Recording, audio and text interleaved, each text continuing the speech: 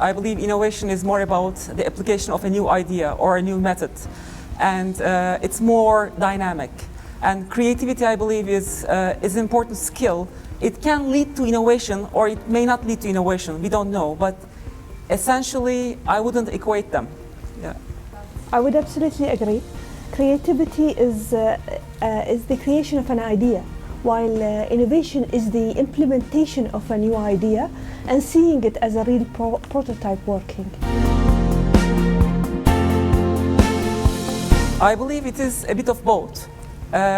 Some individuals, they have a cleavage in the sense that they come from a very fertile environment, ecosystem of innovation, and they have a chance to innovate.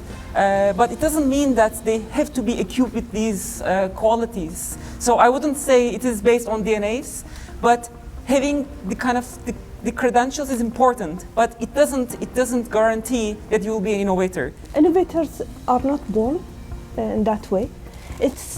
But my point of view, it's the system. It's the ecosystem that help innovators grow and enrich them with the skills they need. So if you have the system, then you will definitely have innovators.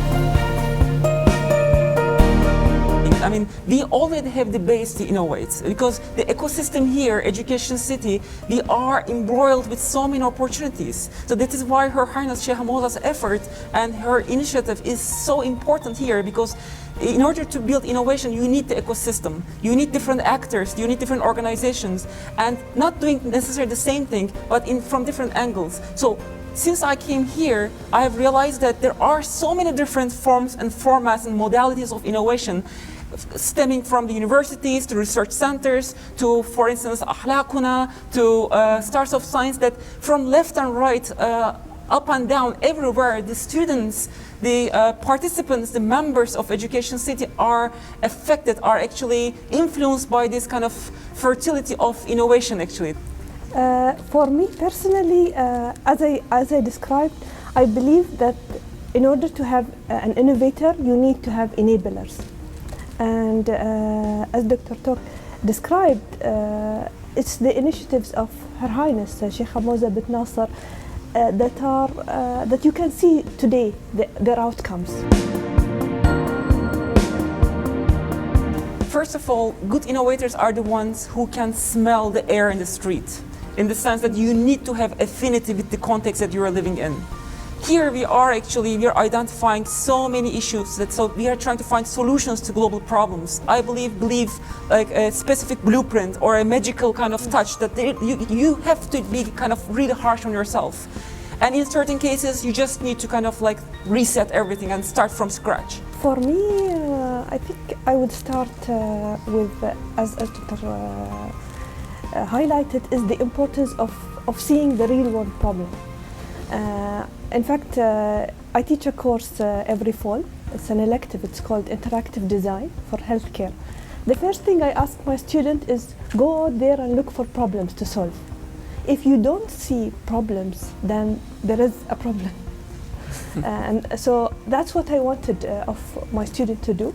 And there where I see is the most important factors in an innovator is looking for problems in their own surroundings and trying to solve them. And that's the importance of higher education and research in higher education, is having to look at applied research, looking at problems that we could solve, and there where an innovation starts.